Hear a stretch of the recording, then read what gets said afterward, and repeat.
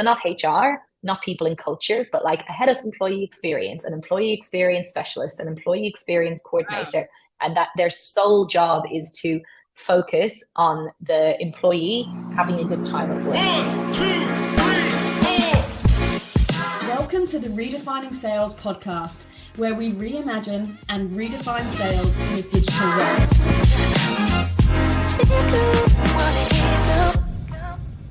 Welcome to the Redefining Sales podcast. My name is Abby White. I'm the CEO of Sales Redefined and your host for the Redefining Sales podcast. Today's guest is the absolutely phenomenal Sinead Connolly. Sinead is the director and co-founder of Lotus People, an absolutely incredible recruitment company that you have got to get to know. I loved having Sinead on this podcast because we just had such a fun and highly relevant and valuable conversation. There is so many nuggets of gold for you as an employee and as an employer. We start out the conversation by talking about Sinead's growth journey. Since she started the business, she has had phenomenal success. So we unpack some of her top keys to hypergrowth and some of the sales strategies that she's deployed. Sinead is very forward thinking, as you'll get to know on this podcast, and really likes to disrupt and break the mold. So we talk a little bit about that. Then we talk about recruitment. We talk about everything from the Great Resignation, retaining your top talent. If you're an employee looking to stand out in an interview, what is it that Sinead looks for, and what are some of the common themes for her, for people who just stand out amongst the thousands of people that she's interviewed over the years. And we also talk about the future of recruitment. Now, obviously on this podcast, we're about all things sales, marketing, execution. And I think that this is a really key component of the conversation, because we can have the most phenomenal high-performing sales team, but how do we retain them? And then when we're looking to expand that team, how do we hire the best of the best top talent? And Sinead has the answers for us in this conversation. So before we kick into it, I'm actually just going to read a little snippet from Sinead's bio because she is such a powerhouse that I want to do her full justice. So Sinead is a strategic and passionate leader, founded Lotus People in 2015. Utilizing her industry experience and focus on quality and innovation, she built the company on a foundation of treating people well and creating a forward-thinking and progressive environment. And I can definitely vouch for that progressive environment. Sinead's focus on creating a highly engaged, high-performing and supportive team culture has led to multiple awards for the company. And they've got a lot of these awards down to their internal culture and candidate experience strategies. As a leader, she prioritizes the balance between culture, learning, development, and as well, of course, as to adding value to her clients, candidates, and her team. And I can say just a bit of a funny snippet. After this podcast, Sinead actually helped us to find our new hire, who we are super, super, super happy with, and also a temp. And she broke the mold on a lot of opinions we had on temps as well as permanent hires. So this conversation actually sparked a lot of great outcomes for us as Sales Redefined. So I hope that you get as much out of it as we did. So sit back, grab a pad and a pen, because I guarantee you some of Sinead's top tips are things that you're going to want to remember, and enjoy the phenomenal Sinead Connolly. Welcome to the Redefining Sales podcast. This week we have got one of my friends and someone I really admire and respect in the industry, Sinead Connolly from Lotus People. Welcome. Thank you. It's good to be here. We have been trying to get Sinead on for so long, and you have been jet setting back home to Ireland and on holiday, and we finally pulled it off. We have finally got here. There has been some post-COVID travel makeup to be done on my side, and I have been very hard to pin down. So I appreciate all of your patience, but we have got here and I'm very happy about it. I was excited about it this morning. I was like, right, we are doing this finally. And I've been dying to pick your brain for ages. So I think everyone is going to love this. So let's jump in. So I want to start a little bit around Lotus People because you have built an exceptional award-winning recruitment agency in only the space of really a few short years, if I can talk. And you've been through your own sort of phenomenal growth journey. And I just have watched and admired it and just astounded by, what you guys have done. So I'd love to unpack that a little bit and what you think some of the top things have been that have contributed towards your own growth journey now, sort of looking back on the past few years. Well, thank you. Thank you for the kind words. It has been a journey. I feel like I have aged significantly over the last few years. The business is amazing. I'm deteriorating. No, it's been 7 years now, which feels crazy to me. I set the business up at 27, and so I was young, naive, kind of absolutely convinced that I was going to disrupt this recruitment industry. And it has been an absolutely wild journey. We are now my general manager showed me an org chart earlier today for 24 people. We have a few open roles, but an org chart for 24, which feels crazy because we were sort of hovering under 10 for most of those years, and COVID really impacted our industry, really impacted the growth of the recruitment industry. Naturally, there was so much sort of caution in the market, and also businesses weren't hiring, so the need for recruiters kind of bottomed out basically. And then since COVID, sort of the opposite happened. They're describing it as a V bounce back, and that's what it felt like. It's been absolutely insane. It's starting to feel like it's normalizing a little bit, but there was definitely the opportunity to really grow the business in that kind of post-COVID madness of everyone wanting to hire and there not being enough staff. So it has been a wild journey. I think for me, where we're at now, like we're still a small business, right? Like we have 100 contractors out working for us. We have the team here in Sydney who are about 20. We've got a couple of people working interstate, and we've got a team of 3 over in the Philippines as well. So we kind of span a few different locations. I think the biggest thing, and probably the point that's really turned for us, is just nailing our own hiring process. That definitely has contributed to our growth, because honestly, you think that recruiters would be good at hiring for themselves. We are incredible at hiring for other people. We will prioritize it. We will spend all of our time and energy on it. And I guarantee you, put 20 recruitment agency owners in a room and they will tell you that they don't know how to hire for themselves. And that's the thing that they get wrong. So I think when myself and my general manager sat down after COVID, we really kind of nutted into exactly what our process was, exactly the different stages. We standardized it. Every person went through a similar process, and that's just worked really, really well. And I think because as recruiters, we tend to have really good intuition and gut feelings. And so you kind of end up kind of letting that leak into your hiring process, which is a terrible idea because you end up going off emotion and gut feel, and it can be really tricky. And of all the businesses that I recruit for, which is many, many across Australia, the ones who do really well are the ones that just have that process standardized. So that's definitely something that's allowed us to grow and has really reduced our attrition. We never had high attrition, but we have next to no attrition over the last couple of years, which has been amazing. So that's definitely something. I think as well for us, and this is something that we've really felt from the beginning, is that we are a very values-based business. I think for us, really understanding what we stand for and what we're about and what kind of people we want to have in the business, people with the same sort of ethics, people with the same approach, obviously diversity, of course, but that values-based hiring has really helped us because we know what we stand for. We know how we treat people. Our biggest USP in the market is our candidate and client experience. We have been voted #1 for candidate experience 3 years in a row, which was with a 97% NPS.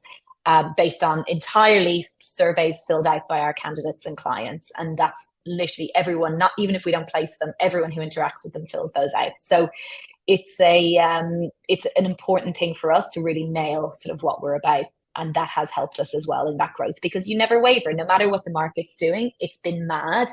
There's been mass hysteria in terms of hiring and businesses wanting to add people. And so you're always going to be pushed and pulled if you don't know what you stand for. So I think having a clear idea of that and then being able to attract the right people in is crucial. And that's the thing with recruitment, right? So for us, we don't have a business if we don't have the right people in place. And so it's less about a product. It's less about sort of focusing on, like, of course, service and delivery is paramount. But at the end of the day, if we don't have the right people in place, then how are we going to grow? We're going to lose people, we're going to add people, we're going to lose people, and you're just sort of doing the same thing on repeat. So yeah, there's been a lot. It's been bonkers. It's been a mad few years, but yeah, definitely feeling like we have an epic team and an epic business, which is nice.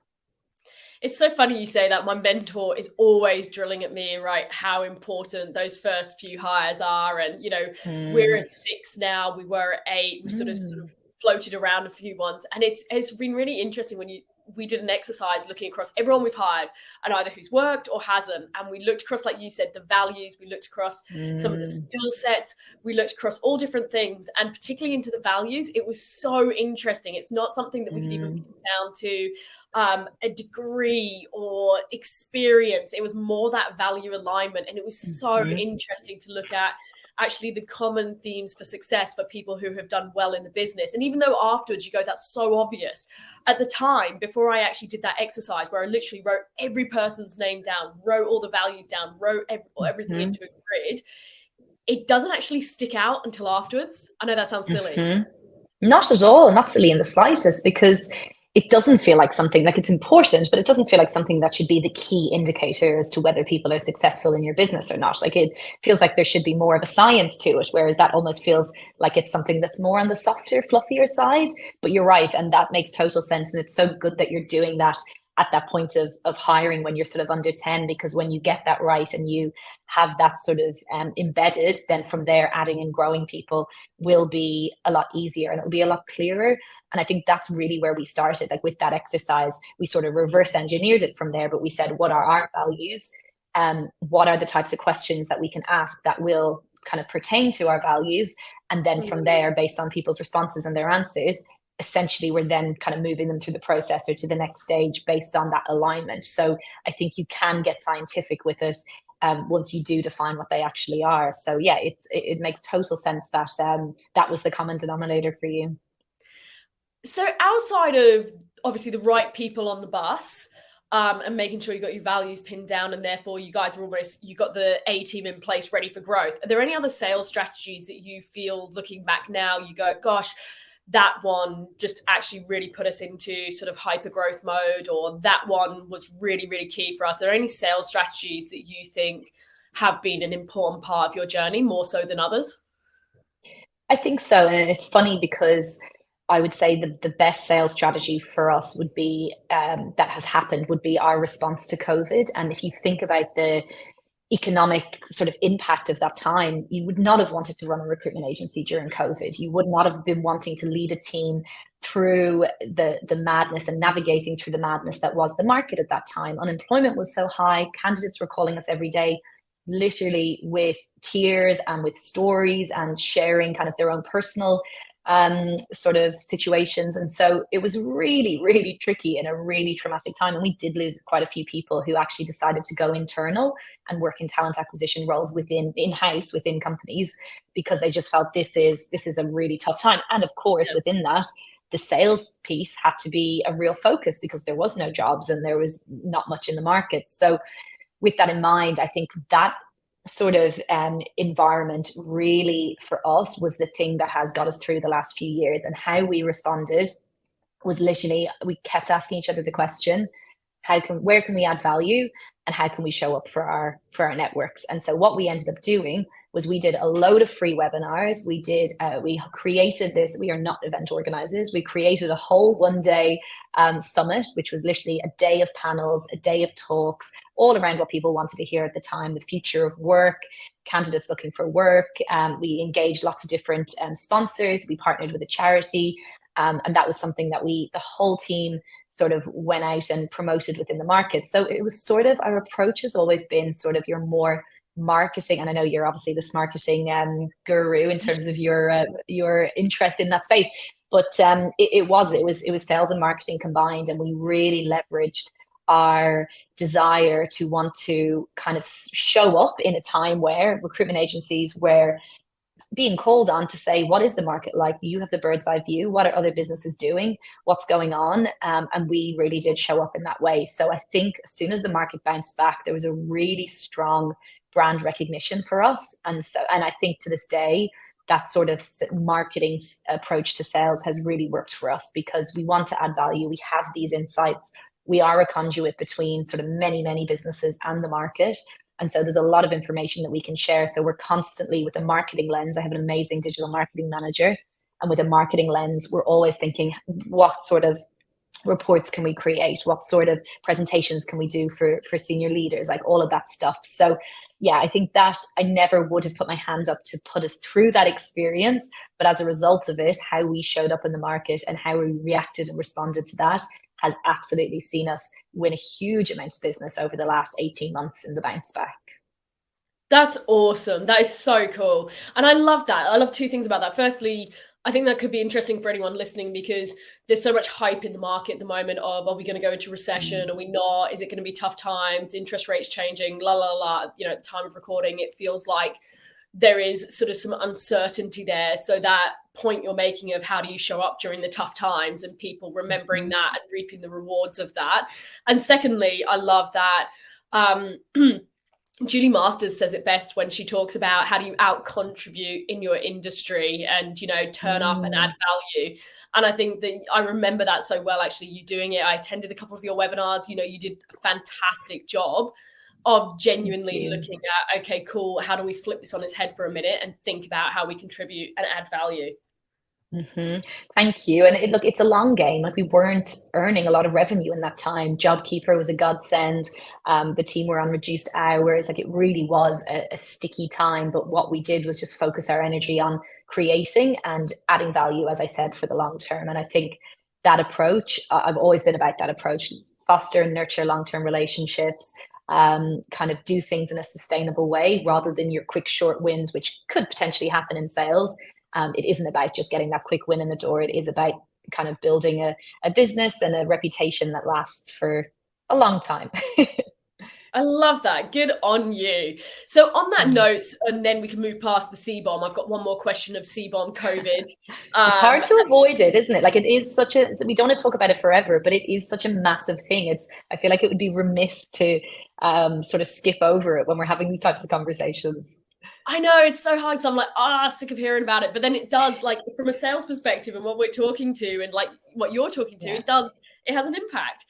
So I'm curious on that note, has it had an impact on your sales now in terms of, you know, if you think about, and maybe this is just me, so tell me if I'm talking rubbish, but I think of recruitment several years ago being quite traditional of how can I sit down over a coffee and interview someone.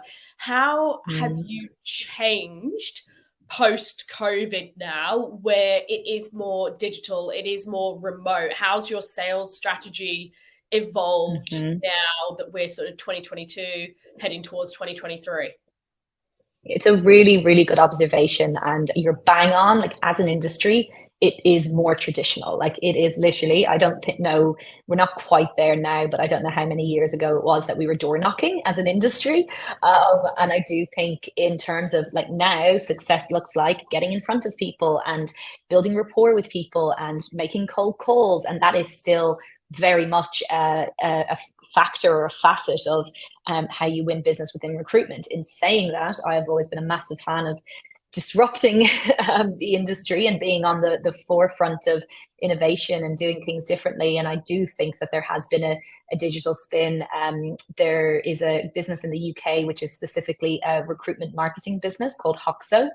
And we've partnered with them over the last couple of years, and every one of our consultants goes through that training. And it's essentially leveraging a personal brand on LinkedIn and kind of converting the brand that you have into inbound leads. And so that's been a massive focus for us. And I think some businesses who I know of are resistant to that. And it's social media, you're not on social media and work, and that's sort of older school mentality. Whereas for us, we've embraced that. And so our team are encouraged to post regularly on LinkedIn. They are encouraged to have that engagement online. And we have seen, and I have seen from my own LinkedIn presence, the volume of work, the volume of interest that comes through that as well. So that's a big one. And I think, again, it's not rocket science. Use social media for, use sort of networks like that for sales, but it is something that, because we are a more traditional industry, I think it has taken a while to sort of catch on.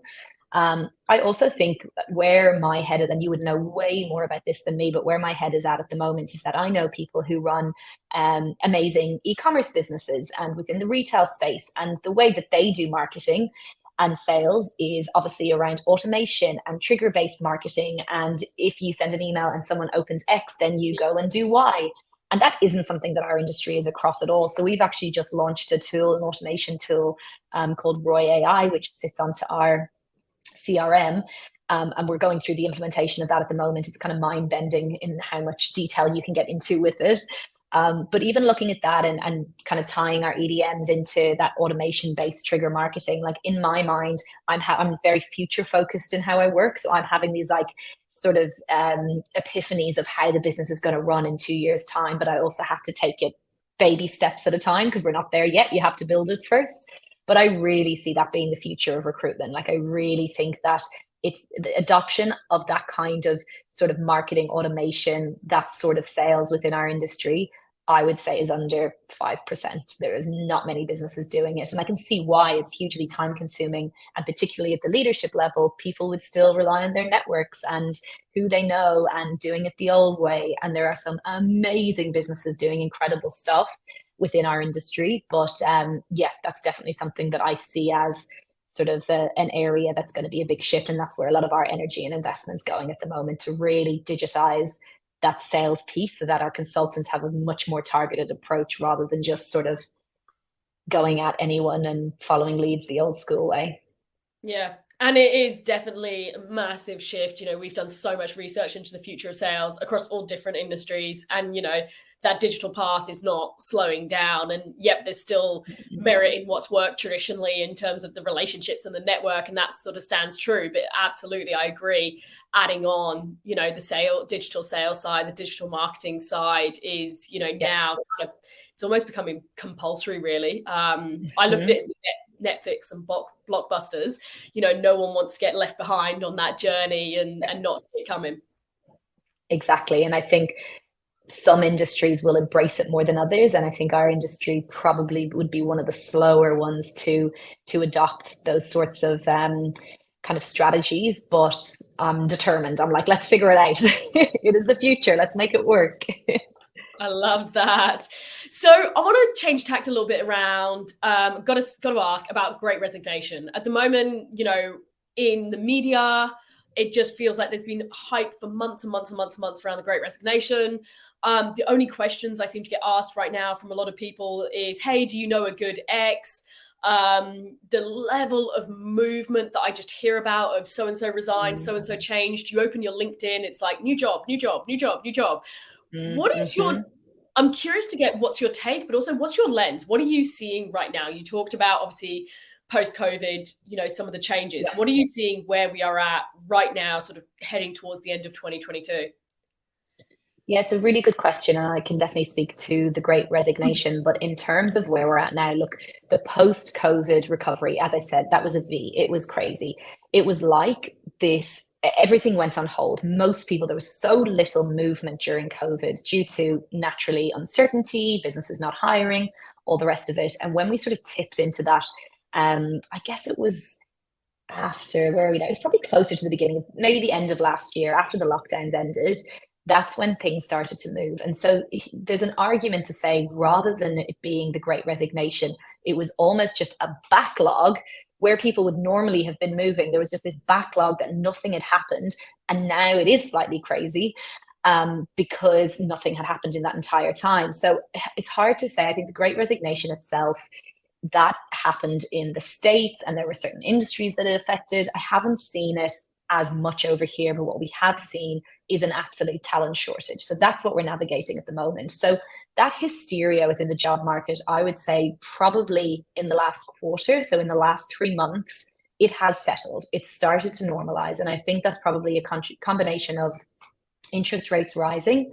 I think that has impacted candidate caution and candidate sentiment, and where people came out of COVID seeing all of these jobs that were available. Seek had their first time in the history of the job board, they had more jobs online than there were applicant numbers.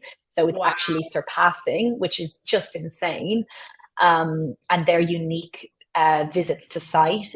So they're unique application numbers. So they usually have 5 to 7 application numbers. And as of last month, every application had 1 to 2, every job ad had 1 to 2 applications. So there's definitely a caution that's come over the last few months. But at the end of the day, there is a candidate shortage. And so I do think that as things start to settle a little bit, it's probably settling more into a place of, as I said, normalization than the market like heading towards recession, and we might be, who can obviously speak to that, but it feels to us like that madness, that hysteria, that busyness, that frenetic energy of every business hiring, that has somewhat calmed down. So yeah, it's an interesting place to be. It feels like the madness has ended. We're coming back to a sort of normal phase.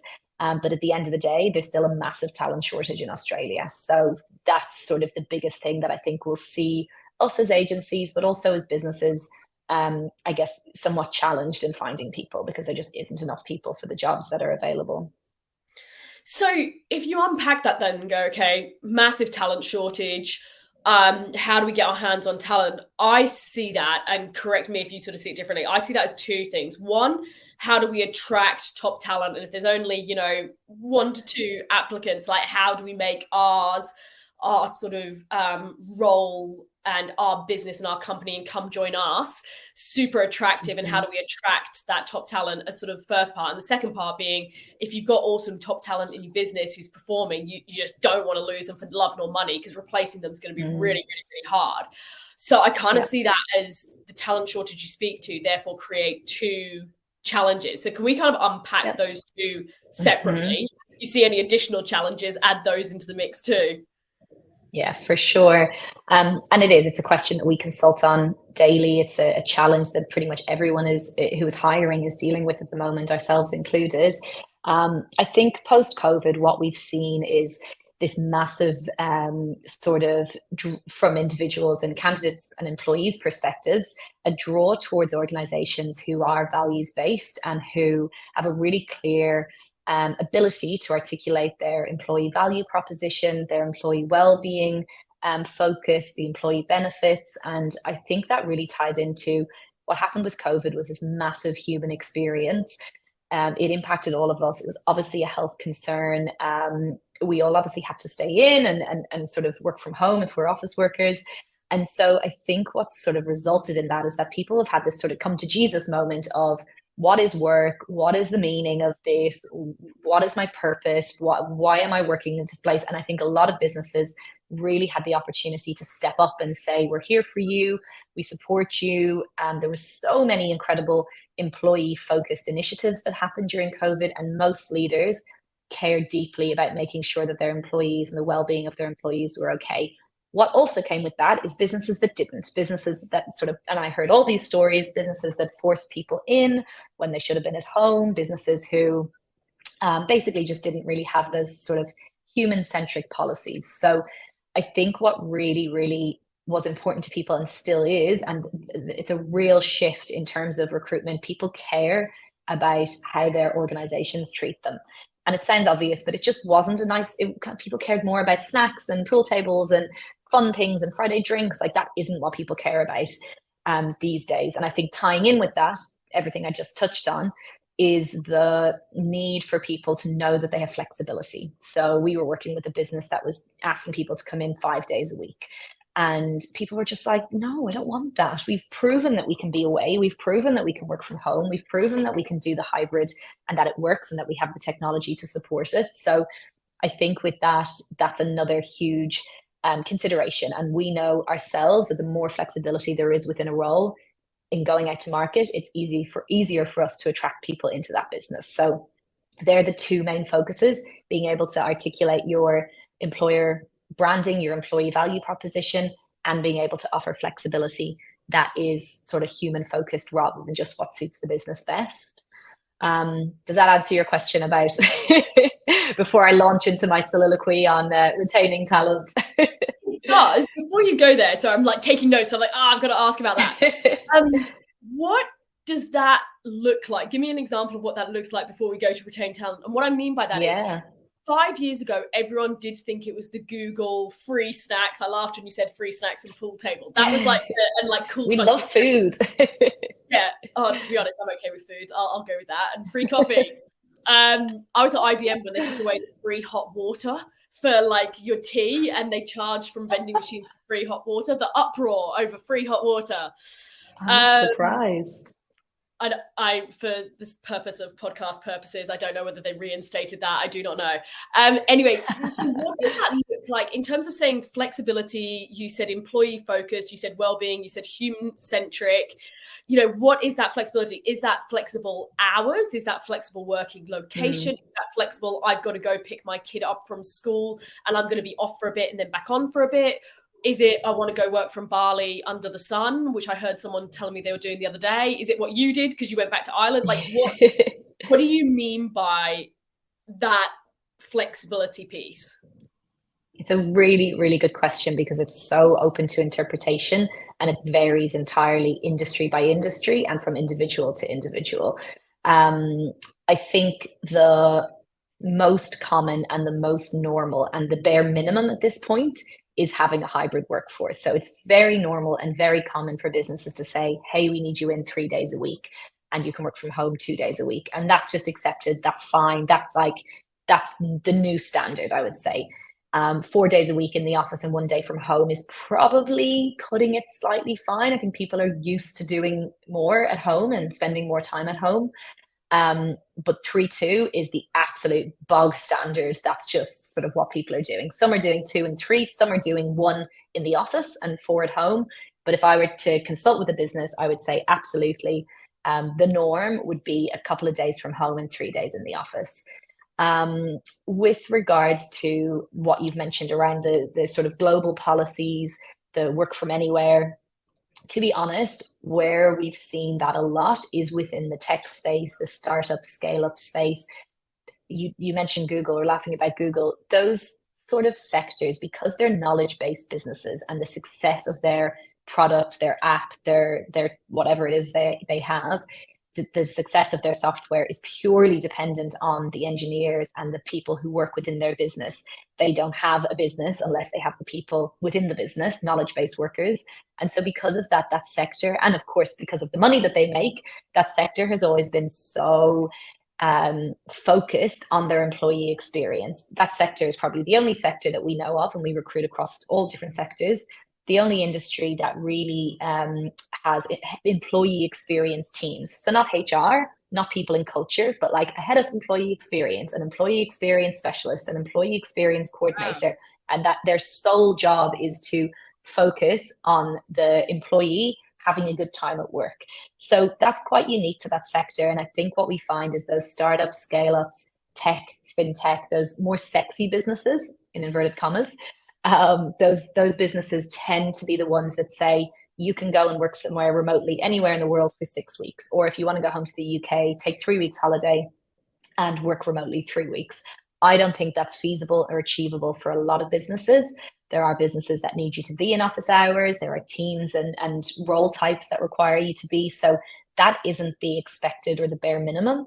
But I think in relation to sort of what I said earlier, those days per week, that's your standard. And then you can just kind of ramp it up from there. But if you're a business who isn't doing that, or a leader who isn't offering that, I think that's okay. It all just adds. The more you can be doing, the more it adds to your appeal from an attraction and retention perspective. Interesting. Okay. So now move us to the retention piece. Like if we've got someone who is just awesome, it's almost now, like you said, we can't afford to lose anyone because actually we know replacing them, it's always hard to replace someone anyway. But even now it's going to be even harder at this point in time to replace. So how do we retain? It is really bloody hard. And I have seen so many businesses. We, in 2021, had a retention report, a market insights report, which was all about how to retain staff. We knew it was coming. And I've seen that reverberate through over the last 12 months in so many businesses focusing on their retention piece. It is absolutely crucial. According to Seek, the number one motivator for unconventional looking for work is flexibility. So exactly everything we just spoke about. Number 2 is salary. So salary is important. And I think one thing that was absolutely necessary over the last year was increasing salaries of internal staff in line with the market. We did a mass sort of, okay, cool. The salaries for recruiters have skyrocketed. If any of our team went out to market, they'd be getting X. We obviously want to reflect the changes in the market internally, whether it's a market increase or whether it's a increase in line with inflation. Both of those are very good reasons to increase salaries of current staff. And I think there has been a big rise in salaries across the board over the last year because of the talent shortage. Some of them have been insane in terms of the increases, but also you can increase by a small amount and still be in line with the market. It doesn't need to be that it's kind of 50, 60K because you've heard someone else offering that. That's sort of at the more extreme end. So I think salary is important. The other biggest thing, honestly, is around career progression and development. And the reason that people move is because they're ready for the next thing. They're not being stimulated, provided there's no issues with team management and they're happy. The reason then that they move is because of that progression and that learning piece. So I've seen so many businesses implement incredible L&D pathways. I've seen so many recruitment agencies invest in career progression, pathways, what does that look like, training, and that's something that we've invested a huge amount into over the last couple of years since COVID, particularly I think because recruitment, the market has been so mad that our team are navigating environments and situations that they haven't before in terms of volume of work and lots of other things. So that training is really important, but it is what people are looking for. And I think more so than ever before, as once that values side of things is covered off and that flexibility piece is done, the next thing, the reason someone will stay in a business is because they are learning and they're growing and they have the opportunity to progress. That's so interesting. It is, because sometimes you feel like you've almost like outgrown and you've got nowhere else to go. And so then the only alternative is to get out to the market, which, you know, as long as you can't always just magic up an opportunity if it's not there, but it is also how do you provide someone at least a bit of a pathway that they feel like they're progressing. I know that's something for us, you know, we're a small business. We don't have hundreds and hundreds of roles at all, but it's still trying to let everyone feel like there is something they can be doing to be growing and investing in them to keep them engaged and growing and learning. We want to grow and learn as humans. Exactly. It's a need. And I think you see anyone leave a business and it is usually because they've sort of reached a kind of end point with their learning. So being agile. And I think the beauty of having a small business is that people can wear many different hats and it's not like you're bound by this massive corporate structure. And though even within that, I suppose with the massive corporate structure, there's so much opportunity to have talent mobility and move people around. And there's also lots of opportunity in an SME to be creative with how you, what you expose your people to, and how you kind of map out their progression too. It's a big one. Yeah, not an easy quick fix.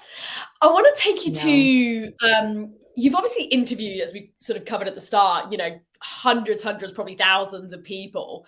I'm kind of curious to get your take from both lenses of the employer who's recruiting and then the candidate who's trying to make a great impression and get a role. Things that you look for and themes and standouts for sort of people who are high performers.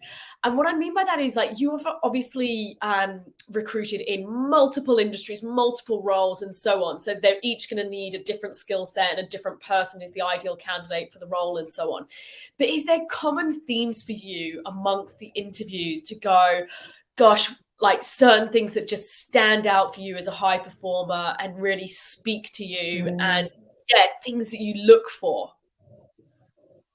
It's a really good question. I don't think I've ever been asked that before. And you're right. Like there's so much data in my brain and my teams. You're like, yes, I got a good one. But it is, and it's something that like we're in such privileged positions in that we get insight into so many people's lives and the path and the sort of trajectory that got them to where they were. And I'm so like, I want to call it nosy by default, but I read memoirs. I am fascinated, I love documentaries. I'm fascinated by backstories. And so for me in finding recruitment, I was like, I get to sit down with someone for 45 minutes and they'll tell me their life story. Like, how amazing is that? Like, what a privilege to be able to be exposed to that level of the choices that people make and why they do what they do. But it is a good question. And I think with regards to the people that stand out, honestly, the first thing that came to mind as you said it was people who know what they want. And I think that's really going to aid anyone in, one, really knowing what they're looking for, but two, being able to align with a business that has a clear idea as to what they want. And I think if so many people are just a little bit vague and wishy-washy, and they kind of know what they stand for, but they don't mind what shape it comes in. Whereas the people that come to you and almost project manage their own search and say, this is what I'm about, have the self-awareness, these are my strengths, this is what I don't like, this is the type of environment I need to be in, this is the type of leader I want, this is what I can add, this is where I can add value. From there, it's literally a case of then saying, perfect. You'll be flexible, still be flexible within that. Don't know what industry it is, don't know what the role itself is, but I know that these are the core things that are important to me. For us to then go and match them to someone, we can kind of go with the confidence of, hey, organization, we know you. This person really knows what they want. Guarantee that this is going to be a really strong value alignment and a really strong fit based on that clear understanding that candidate X has around what they're looking for. And I don't necessarily, I think all of the soft skills, Simon Sinek, I listened to him recently, he said we should stop saying soft skills and start saying human skills. So every time I say soft skills now, I think of him.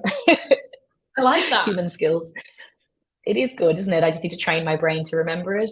But I think with the soft skills, the human skills side of it, like the stuff that people look for is initiative and kind of good attitude and kind of ability to, you know what it's like, the ability to kind of get shit done and all of that stuff. And so if you can come to, whether it's an interview with a recruiter, an interview with a person, with that level of awareness around yourself, around what you want, around what the next step looks like, I think that really demonstrates all of those soft human skills without even saying anything around kind of all of your examples of what you've done previously. It just gives people a sense of what you're about and the fact that you are owning your search in a way that you are likely in future to own your role. So that's definitely something that sort of came to mind as you asked that. That's a really good one. And it's true, because when you hear it, then you can, from an employer's side, you kind of go, oh, that's not us. Like, that's not what we're going to provide. Or, yeah, that's totally us. Like, it's a really, I like that one. That's a really good one. Are there any other traits that you think stand out to you that are sort of common traits amongst high performers? I find it really fascinating. Like, I love looking at people who have achieved extraordinary success, right? Depending on how you define success, but it might be like a professional athlete, or it might be a singer, or it might just be someone who's just done exceptional things. And what I find fascinating is when you look at all of them, even though they're completely different walks of life, there's a few really, really, really common themes. Do you find the number of interviews that you have done and the sheer scale of it that your team now have done, is there certain things that stand out to you around, oh, that's a high performer, and like, yeah, that stands out? Yeah, it's a funny one, isn't it? Because it is a fascinating topic. I think discipline, I think in the people that I know who are incredibly good at what they do, the drivers, the type A's, there is an element of discipline that tends to flow into other aspects of life, whether it's exercise, whether it's, I know that in hiring people through our business, whenever we see, and people I know who run agencies, whenever we see people who have either kind of competed for sports when they were young, or kind of been involved in competitions and things like that, that tends to speak to their discipline and their sort of commitment to something. So I think there is always that follow through and that discipline that naturally falls into many different areas and many different facets. We do a lot of recruitment within the HR, senior HR space. And so a lot of my network and a lot of contacts that I would have would be senior HR people who are inspiring beyond belief, incredible people doing incredible things. And honestly, one of the common things that, and this might just be the orbit that I kind of, the people that I have around me who I want to attract in, maybe I just don't make time for the other people, but I would say one common trait is just kindness and just being a good human. And I think there's sometimes a sort of misconception that the more senior you go, the more ego and the more sort of challenges that come with you as a personality type. Whereas I know for me, the people that I deal with at a very senior level who I find most inspiring, they're just good people and they are committed and they will look after people. But that level of care extends to their team, to the workforce, to the people they interact with. And I always find that if there is kind of huge ego, like it doesn't necessarily translate to good business practice or to long-term relationships. And so I have been very lucky in the people that again, as you said, I've touched many thousands of touch. That's the wrong word, isn't it? Yeah. Touching candidates and clients. You shouldn't do that. I don't like to tell people I'm not sure that's the right thing to do. Handshake only. But it's true. We have obviously touched that many people within our radar, and so we do sort of have a big sample pool to be able to pull from. And I definitely think that being genuine, authentic, and kind, which are overused words, but that is honestly something that I see in very high performers, and it's a lovely thing because it kind of puts a very positive light on sort of the business community and being successful within business. I love that. That is absolutely brilliant, because it's like, you do think of that some people think, to get to the top, you've got to sort of trample on people and you've got to, all the rest of it. And I love that you sort of nipped that one in the bud. So before we let you go, I have to ask my favorite question. And it's also, I'm really intrigued by the answer of what's going to come from you, because obviously I follow you on Instagram and I see some of your reading and I stalk and I see your books and then I go and order them. So I think you're probably one of the few people who can outread me. Favorite business books? Say again, favorite business books. Oof, favorite business books. Let me think. I feel like I'm going to hang up from this and I'm going to be like, I have a list. Let me give you my follow-up list. Someone asked me recently to name one, and it nearly killed me. I was like, I can't name one. It's like, you just can't do it. I can't have one. No, but you're so impressive with the books that you read are always so related to your career and your all of the kind of amazing business leaders. I'm looking at you with all of your incredible reads going, how are you getting through that many related to work? This is amazing. I'm like flying through novels and memoirs. And to be honest, I think for me, they're very common ones. So it's not going to be anything that people haven't heard of, but Simon Sinek and Brené Brown. So Simon Sinek, obviously Infinity Game and Leaders Eat Last, and Brené Brown's what is her book called? I can't remember. Anyway, Dare to Lead. That's it. Yep. Both of those guys are advocates for kind of empathetic leadership and leading in a way that it's kind of almost democratic in style. Everyone has a say. People-centric, people first, what would be or has been considered sort of the softer side of leadership, but also both extremely effective and by no means compromising business success or commercial success. And that really resonates. I think for me, I care about people, I care about my team, I care about the experience that everyone is having within the business.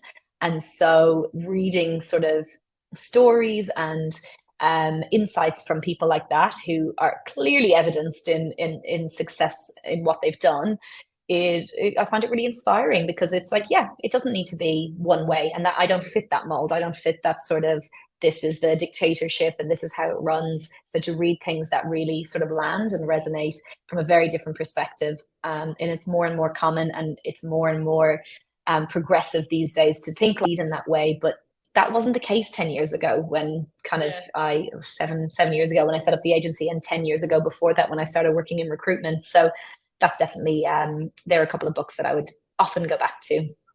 Yep, I like that. They are great ones, great choices. Well, thank you so much for coming on. I think we covered a huge amount of ground. I'm pretty impressed by how much ground we covered. If people want to connect with you, we will put the link in the show notes to Lotus People. And I assume we're also best to find you on LinkedIn and connect with you. LinkedIn is best, yes. Amazing. Thank you so much. That was amazing. I think we definitely got some good nuggets of gold there, so we can understand how to retain our talent, attract talent, and how we can actually be approaching our businesses as we're moving towards 2023. So thank you so much for coming on. My absolute pleasure. Thank you so much for having me. I could chat all day. It's been great. I know, I feel like that. I'm like, can we just keep going? Because this is a great opportunity to catch up. I know, it's brilliant. Thank you so much, Abby. 3, 2, 1. Thank you for tuning in. If you'd like to receive the inside scoop on what is working right now in our highest performing campaigns, and likewise, what are the pitfalls to avoid directly to your inbox, then simply visit insidescoop.salesredefined.com.au to make sure that you receive our fortnightly newsletter with everything that you need to know to stay ahead of the pack directly to your inbox.